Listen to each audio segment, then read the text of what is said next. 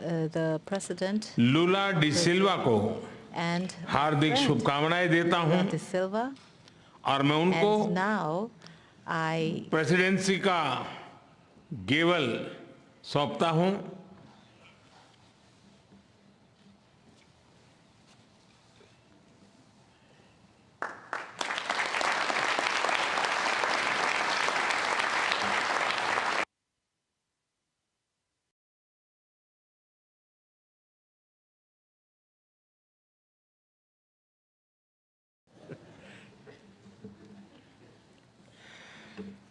मैं राष्ट्रपति लूला को इस अवसर पर अपने विचार साझा करने के लिए आमंत्रित करता हूं। Bem, primeiro, gostaria de dizer às autoridades aqui presentes, suas altezas, aos presidentes, aos primeiros ministros, de que a natureza, ela continua dando demonstração de que nós precisamos cuidar dela com muito mais carinho. Essa semana, this week, 3 days ago, in Brazil, a cyclone in the state of Rio Grande do Sul. We had never had a cyclone there, but the cyclone killed 46 people. And we have almost 50 people missing. And this draws our attention because phenomena such as these have been taking place in all different locations on our planet. Well, first I would like to congratulate Prime Minister Narendra Modi for the efficient leading of the Indian presidency of the G20 and for the excellent work done in preparing this summit, and also with all the care that he and they gave us in these days that we spent with you. I thank India for its efforts to give voice, for giving voice to the topics of interest to emerging economies. So I would also like to give my salute to our friend, the representative of the African Union, who is a member of G20. Como uma das principais instâncias de governança global na esteira de uma crise que abalou a economia mundial. Nossa atuação conjunta nos permitiu enfrentar os momentos mais críticos, mas foi insuficiente para corrigir. And this was not sufficient to correct the structural defects of neoliberalism. The global financial architecture has changed little, and the foundations of a new economic governance have not been laid. New emergencies emerged. Challenges have accumulated and worsened.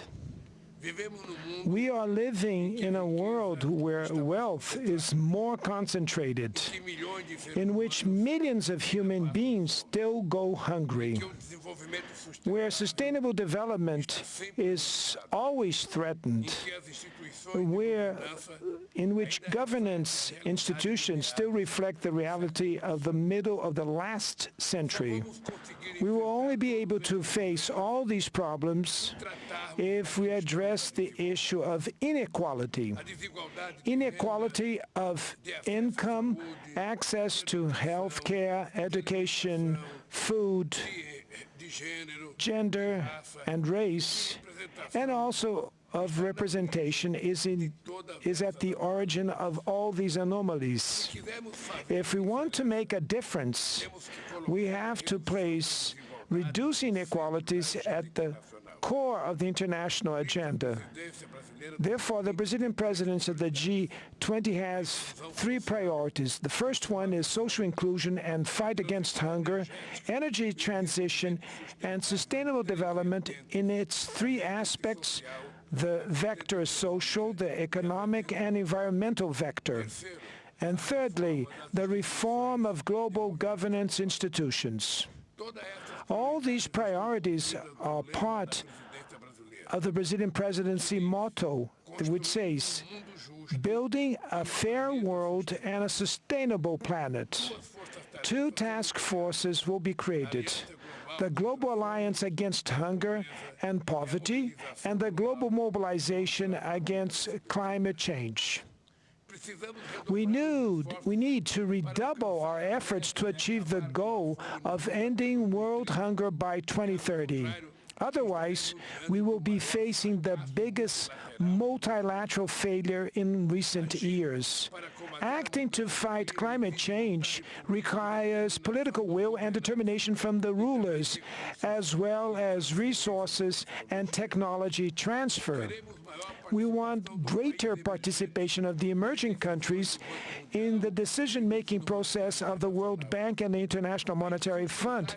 The unbearable foreign debt of the poorest countries needs to be addressed. The WTO must be revitalized and its dispute settlement system must start working again. To regain its political strength, the UN Security Council needs to count on the presence of new developing countries among its permanent and non-permanent members.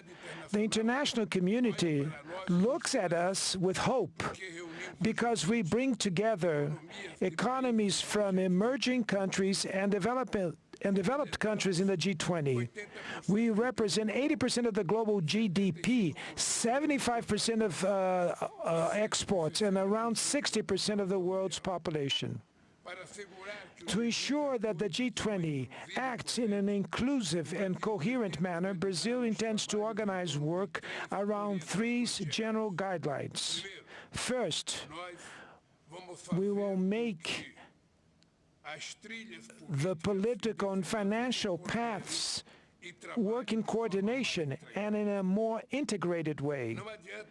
There's no point in agreeing on the best public policy if we do not allocate the necessary resources for its implementation. Second, we have to listen to civil society.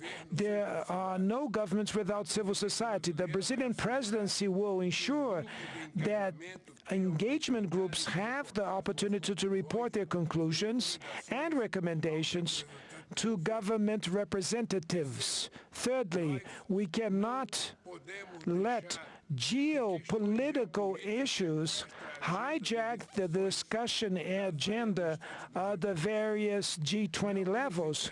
We are not interested in a divided G20. Only through joint action may we face the challenges of our days. We need peace and cooperation instead of conflict.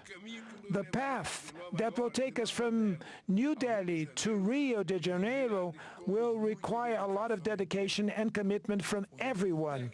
The technical groups and the preparatory ministerial meetings will be hosted in several cities in all our 5 regions of our country. For that reason, we will welcome the members of the G20 with open arms. And we need effectively the support of all the people here, including the track record of this successful summit meeting that was hosted by our dear country that is India. I will be very much honored to welcome you all to the Rio de Janeiro summit in November of 2024. And before I hand the hammer here, I would like to thank very much to Prime Minister Modi and to thank to the Indian people for the competence that they had for organizing this event. And I would like to say, Prime Minister Modi, that I personally am very much touched emotionally when I want to pay a homage to our dear Gandhi, that we paid a homage today.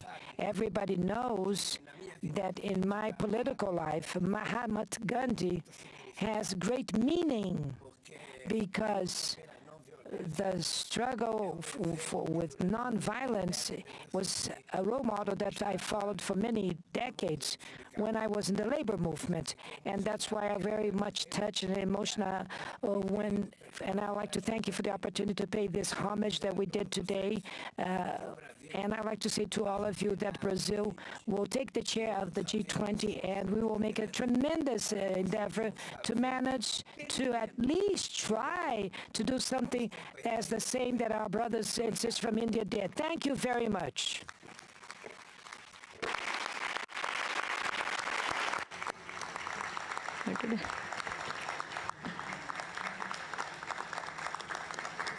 Your Highnesses, Excellencies, जैसा आप सब जानते हैं, भारत के पास नवंबर तक G20 presidency की भी जिम्मेदारी है। अभी 2.5 महीने बाकी हैं। इन 2 दिनों में आप सभी ने अनेक बातें यहाँ रखी हैं, सुझाव दिए हैं, बहुत सारे प्रस्ताव रखे हैं। हमारी ये जिम्मेदारी है कि जो सुझाव आए हैं उनको भी एक बार फिर देखा जाए कि उनकी प्रगति में गति कैसे लाई जा सकती है। मेरा प्रस्ताव है कि हम नवंबर के अंत में G20 का एक वर्चुअल सेशन और रखें। उस सेशन में हम इस समिट के दौरान तय विषयों की समीक्षा कर सकते हैं।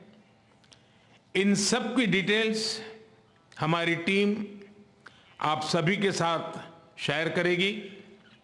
मैं उम्मीद करता हूं कि आप सब इससे जुड़ेंगे। योर हाइनेसेस, एक्सेलेंसीज, इसी के साथ मैं G20 समिट के समापन की घोषणा करता हूं। One earth, one family, one future का रोड मैप सुखद हो। स्वस्ति अस्तु विश्वस्य, यानी संपूर्ण विश्व में आशा और शांति का संचार हो। 140 करोड़ भारतीयों की इसी मंगल कामना के साथ आप सभी का बहुत बहुत धन्यवाद।